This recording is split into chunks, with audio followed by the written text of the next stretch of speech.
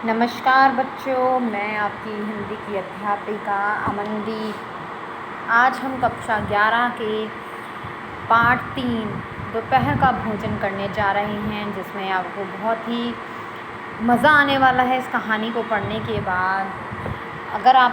लेकिन कहानी शुरू होने से पहले अगर आपको मेरी वीडियोज़ अच्छी लगती है तो लाइक, सब्सक्राइब और शेयर ज़रूर कीजिएगा। तो हम शुरू करते हैं आज का लेसन। पहले जीवन परिचय के बारे में जान लेते हैं। अमरकांत जो इसके लेखक हैं, अमरकांत जी का जन्म उत्तर प्रदेश बलिया ज़िले में हुआ था। ठीक है, उनका मूल नाम जो था वो श्री राम वर्मा था, लेकिन लेखन कार्य करने के लिए इन्होंने अपना नाम अमरकांत रखा। आरंभिक शिक्षा इन्होंने बलिया में ही करी। इसके पश्चात या इलाहाबाद से इन्होंने बीएड की डिग्री हासिल करी और इनकी बचपन से ही साहित्य सृजन में बड़ी रुचि थी। साहित्य को लेखन करने में इनको बड़ा ही आनंद आता था। तो अमरकांत ने अपने साहित्य जीवन की शुरुआत जो थी वो पत्रकारिता से करी। उसके बाद इन्होंने जो कि दैनिक पत्रकारिता थी, सैनिक, जिनका ये एक पत्रिका है जिनका इन्होंने इसमें लिखना आरंभ किया था। उसके बाद इन्होंने धीरे धीरे दैनिक भारत, दैनिक अमृत पत्रिका के लिए लिखना शुरू किया। तो अमरकांत जी जो थे वो नई कहानी के जो थे एक आंदोलनकारी कहानीकारक थे। कहानीकारक। इन्होंने ग्रामीण जीवन के यथार्थ को दिखाने का प्रयास किया। यथार्थ मतलब सत्य को दिखाने का प्रयास किया। समाज में क्या हो रहा है, क्या नहीं हो रहा है, ये दिखाने का इन्होंने प्रयास किया। उसके बाद इनकी जो मुख्य रचनाएं थी, जिंदगी और जोक, देश के लोग, मौत का नगर, मित्र मिलन, कुहासा आदि। अब इसके पश्चात हम आज का लेसन शुरू करने जा रहे हैं। दोपहर का भोजन।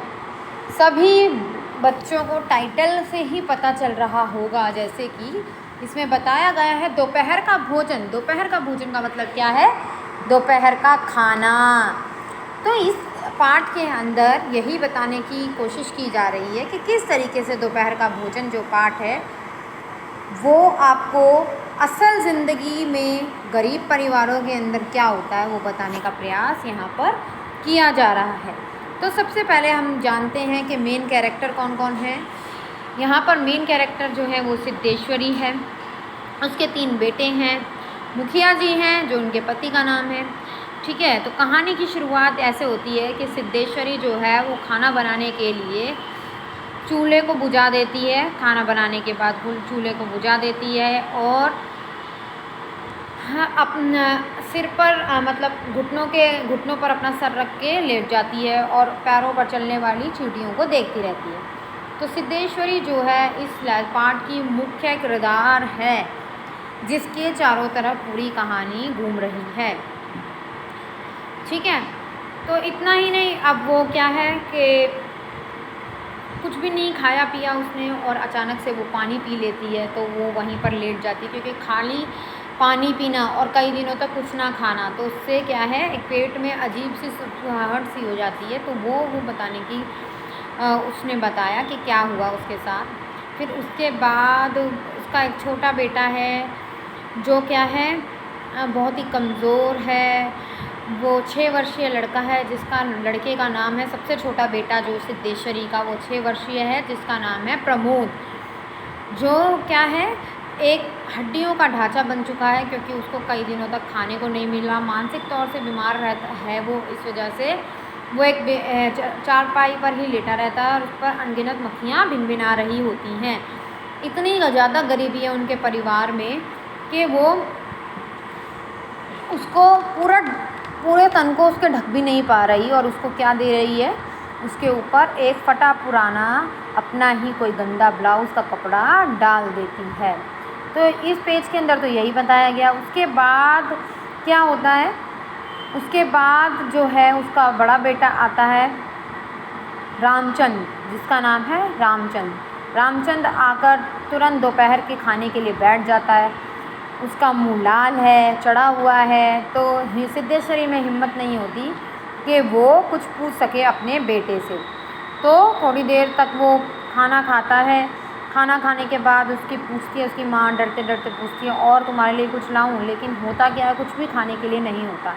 बहुत कुछ कम खाना जो होता है वो बचा हुआ होता है।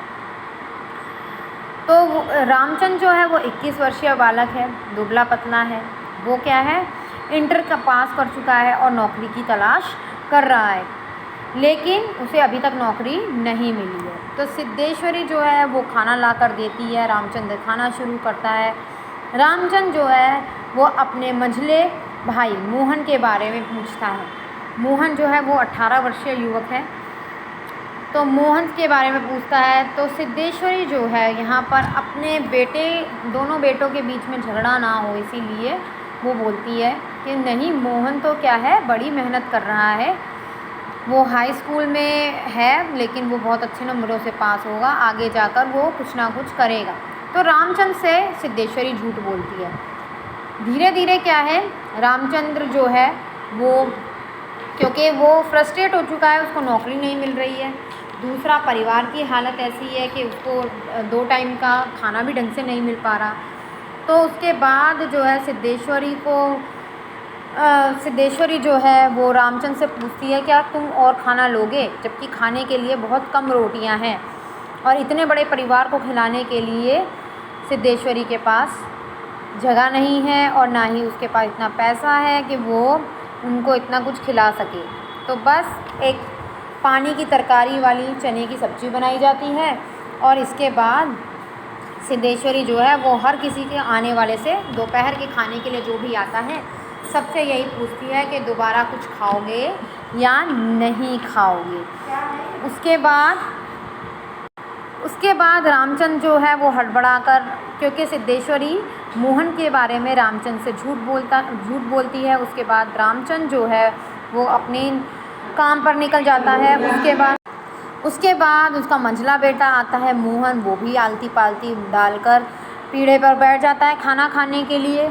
और वो भी जब वो मोहन के बैठ जाता है खाने के लिए, तो सिद्धेश्वरी उससे भी और रोटी खाने का आग्रह करती है, लेकिन सिद्धेश्वरी उससे भी रामचंद्र के बारे में झूठ बोलती है। मोहन को कहती है कि रामचंद्र तो तुम्हारी बहुत तारीफ़ कर रहा था कि इस बार बहुत अच्छे नंबरों से पास होगा और मुझे लगता है वो जीवन में कुछ ना कुछ कर जाएगा। तो मोहन बड़ा भौचक्का रह जाता है कि रामचंद्र ने मेरे बारे में ऐसा बोला, उसे नहीं लगता था कि उसका बड़ा भाई उसकी तारीफ़ कर सकता है। तो उसके बाद जो है मोहन भी थोड़ा खा पी कर निकल जाता है। उसका पेट तो पूरा नहीं भरा है, लेकिन फिर भी वो तो आधा खाना खाकर चला जाता है। उसके बाद आते हैं मुंशी जी, मुंशी चंद्रिका प्रसाद जो सिद्धेश्वरी के पति हैं, वो आते हैं। तो सिद्धेश्वरी क्या करती है, 2 रोटियां, कटोरा भर दाल, चने की तरी तरकारी मुंशी जी के सामने परोसती है। मुंशी जी भी क्या है, खाने को बड़ा आनंद से खा रहे होते हैं। कैसे खा रहे होते हैं, वो एक निवाले को आनंद ले रहे होते हैं। उसके बाद जैसे ही उनके खाना ख़त्म होता है, तो सिद्धेश्वरी का जैसे ही काम होता है, वो पूछती है रोटी और लेंगे। मुंशी को भी पता होता है कि खाना तो और है नहीं, तो वो कहता है नहीं जी, मेरा पेट भर गया। लेकिन वो क्या मांगते हैं, अंत में गुड़ और पानी मांगते हैं, ताकि उनका खाना पूरा हो जाए। और अंत में क्या मिलता है, सिद्धेश्वरी, मुंशी जी भी क्या है, अपने दोनों बेटों के बारे में पूछते हैं। तो सिद्धेश्वरी मुंशी जी से भी झूठ बोल देती है कि हाँ, रामचंद्र को जल्दी ही नौकरी मिल जाएगी और हो सकता है मोहन भी जल्दी ही पास होके अपने नौकरी को ढूंढना शुरू करेगा। तो वो मुंशी जी से भी झूठ बोलती है। वो झूठ बोलने का कारण क्या है, वो परिवार को एक साथ एकजुट रखना चाहती है। वो नहीं चाहती कि परिवार के अंदर कोई तनाव आए, इसीलिए वो झूठ बोलती है। अंत में क्या होता है, मुंशी जी खाना खाने के बाद, तो उसके बाद जब सिद्धेश्वरी अपने डब्बे में देखती है तो केवल 1 रोटी बची हुई होती है। तो सिद्धेश्वरी क्या है, आधी रोटी अपने लिए रखती है और आधी रोटी अपने छोटे बेटे प्रमोद के लिए रखती है। और उसके बाद वो रोती भी है, क्योंकि उसे क्या निराशा है कि वो अपने परिवार को भरपेट भोजन नहीं खिला पा रही।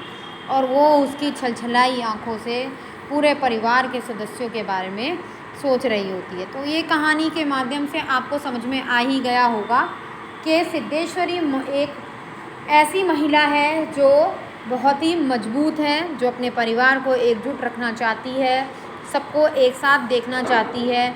चाहे उसके पास अभी चीज़ों का अभाव है, लेकिन वो किसी ना किसी तरीके से सबकी इच्छाओं की पूर्ति करना चाहती है।